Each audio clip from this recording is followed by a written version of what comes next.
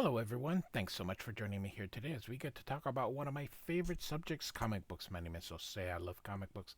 I love talking about them. I love sharing them with you. Feel free to follow me on social media if you would like. Links are in the description below. I've also posted a link to the DC fan site with plot synopsis to the story as well as character bios. So, Wonder Woman number 112 from 1996. Beautiful cover. I love this era of John Byrne, the ink slinger. Look at this heavy ink that he's just laying down. Oh, absolutely gorgeous. So, we're now in Baton Rouge, Louisiana, and John Byrne never skimps on the background. And so we got some kind of diner here. Can somebody do something like what? You remember what he did to Superman? Um, this person here says, "Where's Polly? She's always reading the articles about Wonder Woman in the newspaper." And the guy goes, "Polly, leave be them dishes for a bit and come see this in the TV." And she says, "What is it, Ephraim?" And she says, "Just take a look for yourself, Polly. You always want to know what's up with Wonder Woman. Yes. Well, take a look. Take a good look there. May not be a Wonder Woman for you to read about much longer." And suddenly she goes, "Here and Athena, protect me." No. So we've got the title, Game Over. John Byrne is writing and drawing this. Look at this. The pebbles, the building, just, oh, the exquisite detail that John Byrne gives a scene. What a master storyteller. I'm such a huge fan, and so I want to dedicate every Wednesday to showing an issue of John Byrne and eventually, go through his entire Marvel and DC era. So we're now back at Gateway Siri, and if you've been following, I've covered every issue from 101 to current, and we've got this fake Doomsday Kid ready to throw this bus at Wonder Woman. You can see how hurt she looks. John Byrne doesn't skip around on words. But look at this. He doesn't.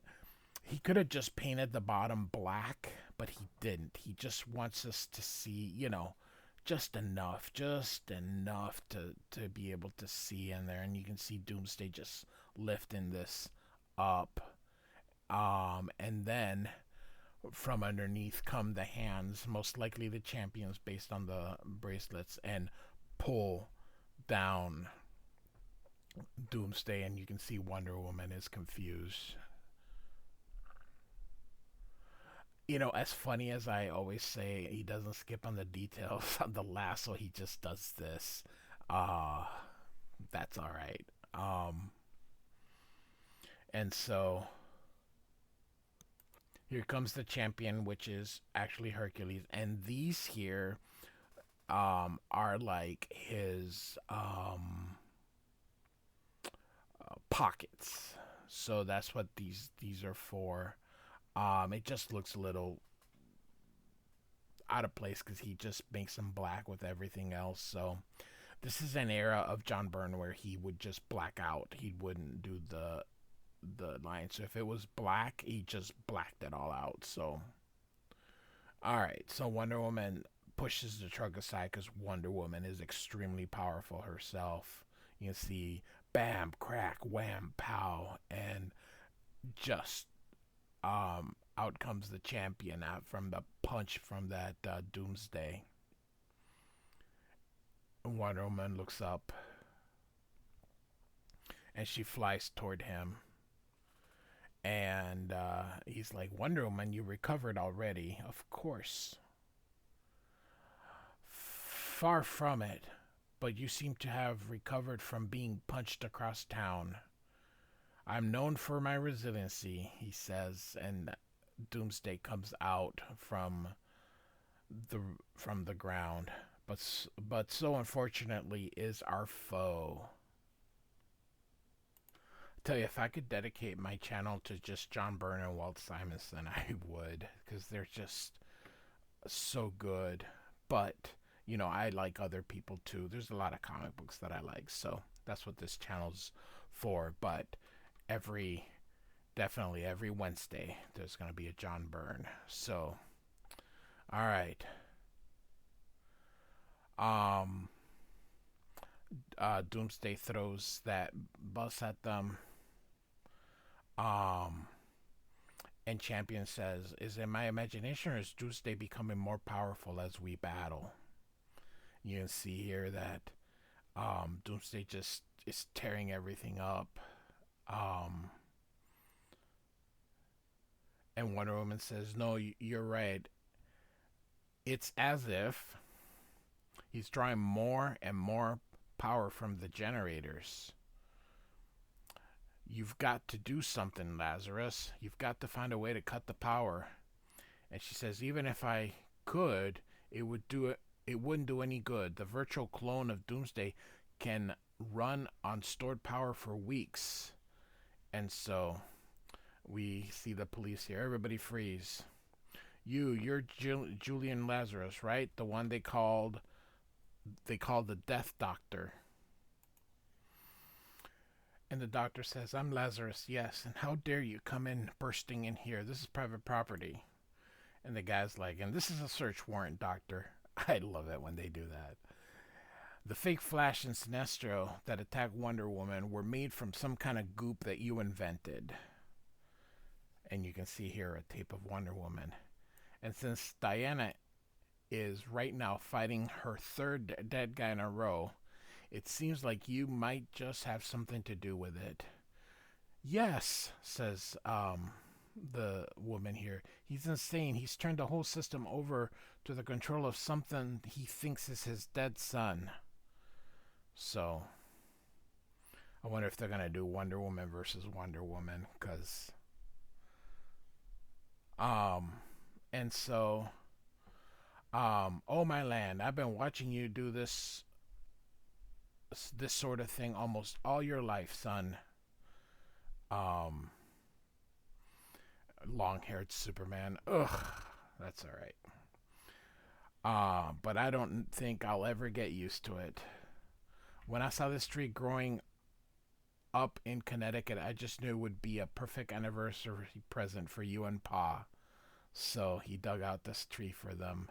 By the way, uh, trees, when you any plant, when you dig out, they dry out really quick. So I guess he used super speed, but there's still leaves in there. So all right, it's just exactly like the one Pa and me used to sit under when we were courting. She says, "The one that awful blight killed 5 years ago." "I know," says Superman. "That's why I was thrilled when I spotted it." And here he is planting it. "And the man whose property it was growing on was happy to sell it to me. There, now it looks like it's always been there. It needs water and love, so God, I hate the long hair." Now, as soon as Pa gets back from town, Lando Goshen, what in the world? And Macan is like, "Jonathan," and Superman's like, "Pa, what's wrong?" "The radio, son. Listen to the radio." And so, of course, they're talking about Doomsday. And she's like, "Doomsday." And so they're giving the story that Wonder Woman is fighting it. And he's like, "I gotta go." And they're like, "No." She's like, "You can't, son." And he's like, "Ma, what are you saying? Is that you can't go out and fight that thing again. Once already, he almost cost me, you, and I don't know, that it cost him. I couldn't bear to see it happen again." And Superman, God, I hate long-haired Superman. Oh, that this the 90s was not good for comic books. The late 90s. This image And I go on this tangent before in other comics. Image Comics, Todd McFarlane, Jim Lee, Mark Silvestri in particular, changed everything. And the big two decided, hey, people just like that stuff. Rob Liefeld too, to an extent. I'm not a huge Rob Liefeld guy, but that's okay. You can be. Um, and they forced changes into comic books. One of them was okay, so when they kill Superman, I had no problem with killing a Superman. You always knew he was going to come back. So killing Superman to itself wasn't the issue. But things like the freaking mullet and the long hair, I mean, why? Um, I understand when he came back, he'd been gone and whatever, so he comes with the long hair, but why freaking keep it? Oh, it looks hideous. The Aquaman was changed his there was subsequent changes in art style. Everybody drew with the hatching and everybody tried to be Jim Lee and everybody tried to be Mark Silvestri and Todd McFarlane, and uh, it killed the momentum of other establishing artists with unique styles to be able to take root, because the directive from the big two was draw like them and do things like them, and it just it really sucked. The late 90s, you saw a push to try to get out of it. And I think that by the early 2000s, we sort of established a newer era, but a lot of people were still doing that little, different things. And Superman was a byproduct. I mean, Batman, outside of the short Kelly Jones run, was unreadable. Particularly when they broke Batman's back, and I don't have a problem with the breaking of Batman's back. I just have a problem with the look, with what they did, with the whole. It just the way comic books were drawn and the changes that they made to these characters to make them, I don't know, to make everyone look like Cable and Deadpool and Rob Liefeld and Jim Lee, and it just wasn't. So anyway, I digress. um I don't have any choice, Ma. Wonder Woman is my friend, and even if she wasn't, from the day I decided to wear this uniform, I accept the implicit responsibility to do the right thing, always, no matter what the personal cost. Superman is the eternal hero, and off he goes. Um, and so I love the two panels here as Superman's heading over there and Wonder Woman and Champion are punching Doomsday. And so Wonder Woman says, "You were right, Champion. Our combined strength is enough to at least keep Doomsday off his feet." And Hercules, or Champion at this, but we can defeat him even with that. Okay, but can we defeat him even with that before his power builds to any point beyond anything we can deal with? And so look at this, just oh goodness gracious. There's only one answer to that question as they go through again. Look at Byrne, just oh my goodness gracious. Um, so Wonder Woman and Champion punch that road. Um, and Cassie's like, "Oh man, I heard. Where did Diana go? I've got to." All of a sudden, she breaks that wall, and she's like, "Holy cow! Tore a piece off the masonry like it was cardboard." And after Doomsday hit me, I remember Diana saying something about the Gauntlet of Atlas, and so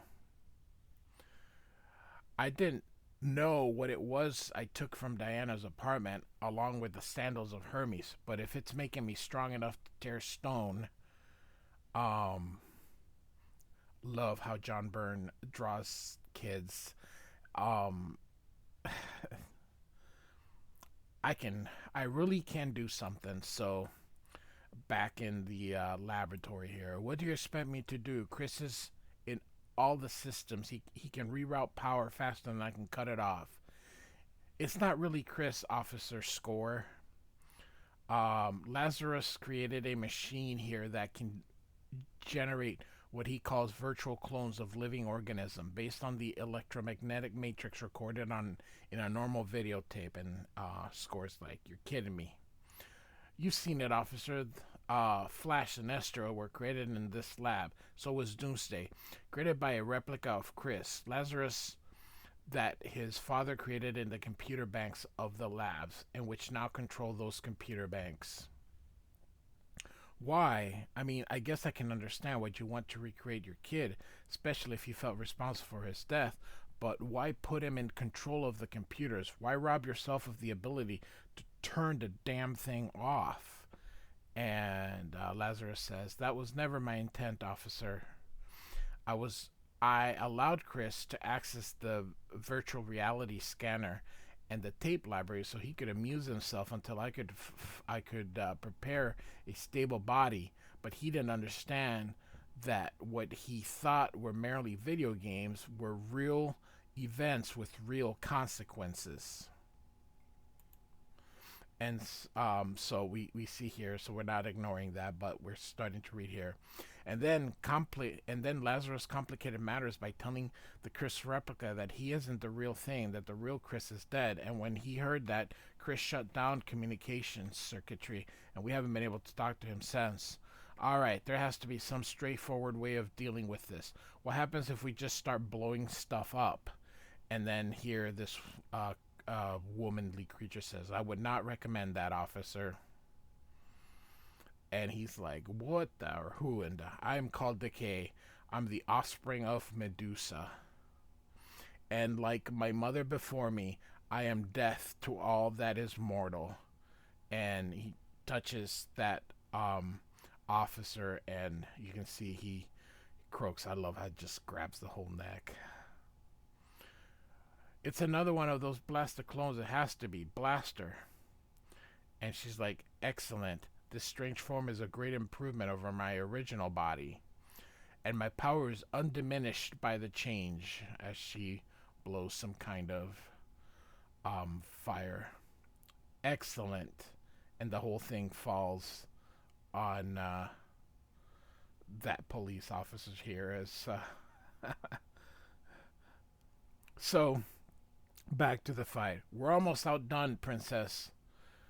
Yet we must keep battling, if only to contain Doomsday till other superpowered warriors arrive to help." And Wonder Girl shows up and says, "That would be me, Diana." And then she's like, "Ow, ow, ow. I almost broke my hand hitting that big clown." "Wonder Girl, get out of the way. I cannot fight Doomsday and watch over you. Your enhanced strength is not enough to protect you." And so I thought Superman said he could be there in 5 minutes. I'm sure more than 5 minutes of comic book time have passed. "Lazarus, think of something. We can't get to the power supply with that Decay dame standing guard.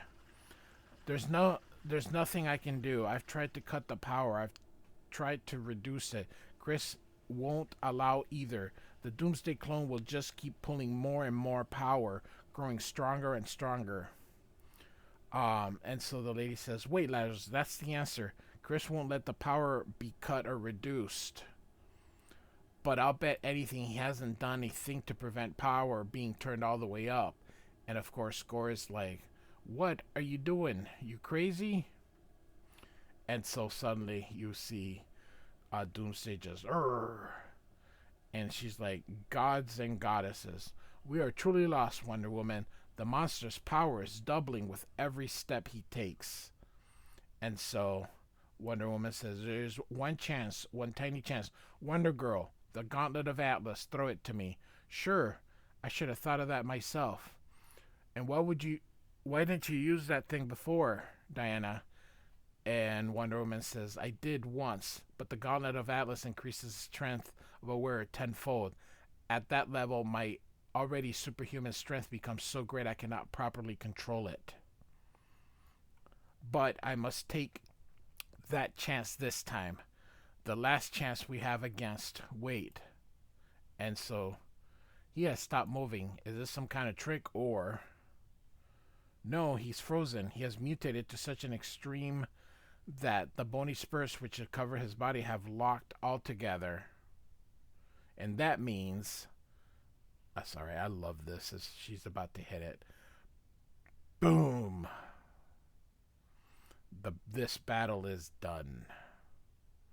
And so, already late comes Superman. Great Scott, Diana smashed Doomsday into dust with a single punch. I knew she was powerful, but... Wait, my telescopic vision also tells me that the dust is not an organic substance. Then, it wasn't really Doomsday after all. But who could make a copy of him and why? I fly to Gateway City and find out, but... This soon after my breakup with Lois, I just don't know if I could face Diana. So this must be it before he gets married, which was another mistake, but that's alright. Okay, I'm gonna go on another tangent. Superman and Lois Lane. That marriage is idiotic. She's human, he is not. And not just that he's not human. He's freaking Superman, alright? So, it just doesn't work. That marriage, it just doesn't work. Think about it. Think he's super... he would break her in half. It just would not. So, alright. And so, Score says, it worked. Yes, it was the mutation that was the key. I guess that something like that would happen. You took a great risk, Margaret. No greater than you now. What about Chris? Chris is gone. The destruction of the clone caused the power feedback. It blew all the circuits into the virtual reanimator system. Chris is gone. Everything is gone. All the systems burned out and fused. It would take 10 years to recreate all this in years. And Mike is like, 10 years? You don't have 10 years. You're under arrest. I can't begin how much death and destruction this machine caused. But I'm going to see to it that you're put away before it can cause anything worse to happen, which of course we have here. So, thus endeth our issue. Hope you liked it. I'm such a huge fan of John Byrne. Oh, such a great... I love this era of John Byrne, this messy... Byrne here. So, like and subscribe, and thanks for listening. Goodbye.